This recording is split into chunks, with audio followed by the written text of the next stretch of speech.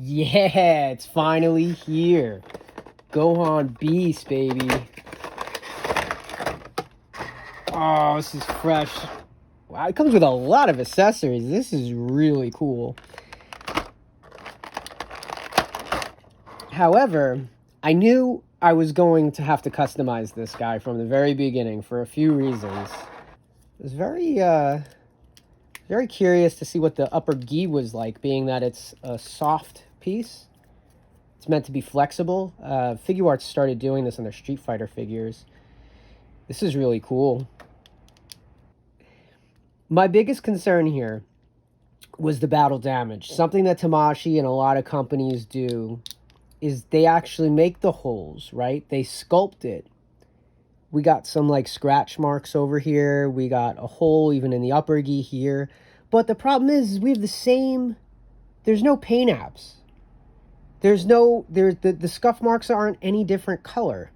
So to me, this is half-assing it, honestly. So what I'm going to be doing is I'm going to be mixing up some paint. I got some cheap acrylic purple that all right, when I mix it with the dark gray I want, it's probably going to match really well. And I'm going to make a mixture, and I'm going to color in these scuffs. I'm going to add add some red so it looks like Gohan's actually bleeding a little bit, because if you go back to the movie, he's definitely scuffed up and bleeding at this point.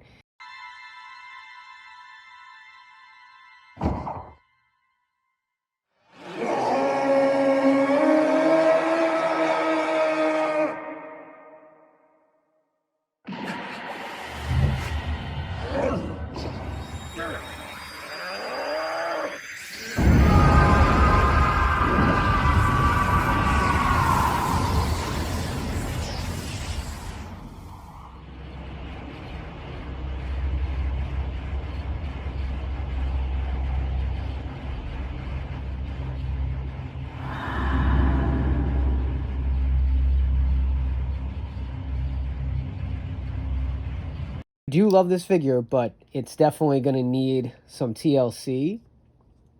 A little glossy over here and over here, so we're definitely going to have to use our good old trusty Mr. Super Clear. But when this is done, this is going to be one hell of a piece. And I've been prepping for this for quite some time. I actually have a whole backdrop prepped. I got a whole thing here. Check this out. Yeah, so we got foam. We got foam dial looking like rubble. We got a charge effect that's painted purple and white. And then we got electricity to be pink and white. These are all Tamashii goods. So the purple that I had here was a good start, but it needed to lighten up a bit. So I took a little light gray and blended that together with a rubber tip brush. The color became close enough, and I knew I was going to darken it for a worn battle damage look, so I then added a little black for the depth, and I had my paint for the gi.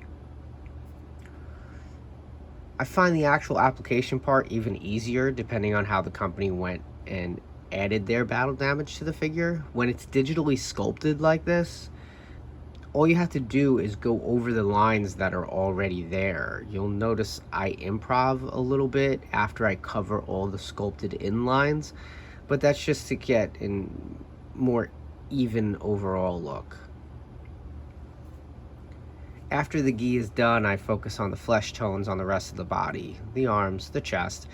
I even make sure to mark the face too. Scuff marks on the body can be brown to symbolize dirt, or gray to represent rubble. You'll see later too I add hints of red for blood as well. This part is a lot more improvisational and isn't really mapped out for us like the gi, because it looks like they only sculpted a few scuff marks on the chest and that was really it.